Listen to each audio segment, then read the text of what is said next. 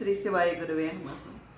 నేను ఈరోజు మన భగవాన్ బాలయోగేశ్వర భగవాన్ గురించి ఒక విషయం జరిగిన విషయమే చెప్దామని అనుకుంటున్నాను. మన ఈశ్వర క్షేత్ర భక్తులందరికీ ఆత్మస్వరూపులారా మీరందరూ ఇవన్నీ ఆలకిస్తున్నారని నేను అనుకుంటున్నాను.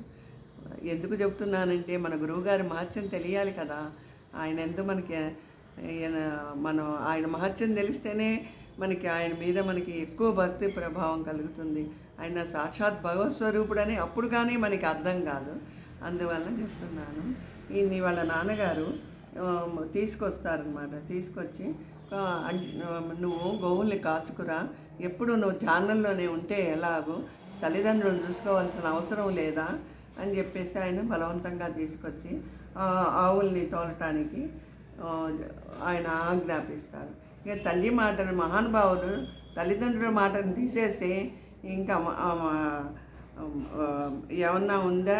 ఆ మహానుభావులు అలా ఉంటారా? మనలాంటి వారు కాదు కదా. మనం అంటే అలాంటి వాళ్ళం, కానీ ఆయన సాక్షాత్తు ఈశ్వరుడు కదా.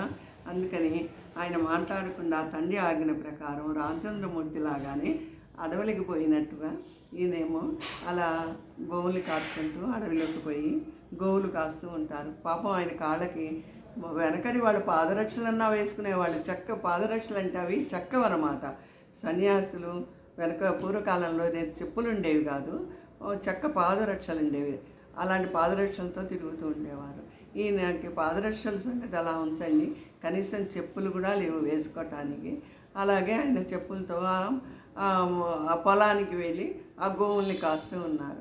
కాస్తూ ఉంటే అనుకోకుండా ఆయనకి పెద్ద రక్కసి ముళ్ళు అంటారు చూసారా, చాలా బాగా పదునుగా ఉంటుంది అది.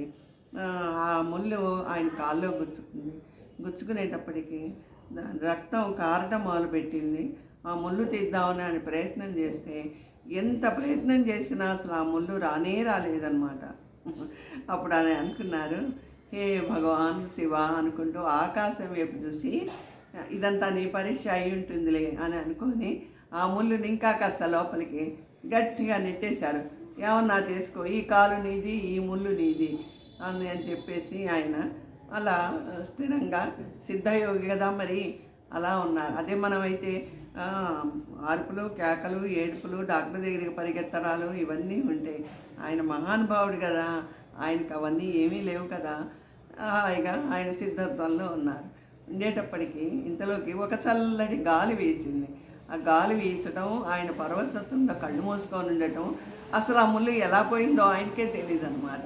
చూసారా శివలీలలు, ఆ భగవంతుడి యొక్క లీల వీను. అప్పుడు ఈయన ఏం చేశారంటే ఇంటికి వెళ్ళి వాళ్ళ అమ్మగారికి సావిత్రాబాయి గారికి చెబుతారు పొలంలో జరిగిన విషయం. ఆవిడ కొడుకు మీద ప్రేమతో ఏది నైనా కాలు చూపించు అని అనేటప్పటికీ అసలు ఆ కాలుకి రక్తము లేదు, ముళ్ళు గుచ్చుకున్న ఆనవాళ్ళు లేదనమాట. అప్పుడు ఆవిడ అనుకుంటుంది, ఓహో నా కొడుకు సాక్షాత్తు శివస్వరూపమైనా కూడా నేను ఎప్పటికప్పుడు నా కొడుకు మీద మమకారంతో ఈ మాయలో పడుతున్నానేమిటి, అడ్డు తగులుతున్నాను అని చెప్పి అనుకుంటూ ఉంటుంది. మళ్ళీ యశోద గనక కృష్ణుడు తన కొడుకు అని చెప్పేసి మాయలో పడినట్టుగా ఆయన నా కొడుకే అల్లరి చేస్తున్నాడు, నా కొడుకే అని ఆవిడ మాయలో పడ్డట్టుగా ఈవిడ కూడా తప్ప మాయలో పడి ఆ గురు మహారాజు గారిని ఈశ్వర భగవాన్ని కొడుకుగానే చూస్తున్నారనమాట. ఈయన మన భగవాన్ గారి మహత్యాలు, ప్రభావాలు వింటుంటే మనకి ఎంతో మనసు ఆనందంగా ఉంది కదా.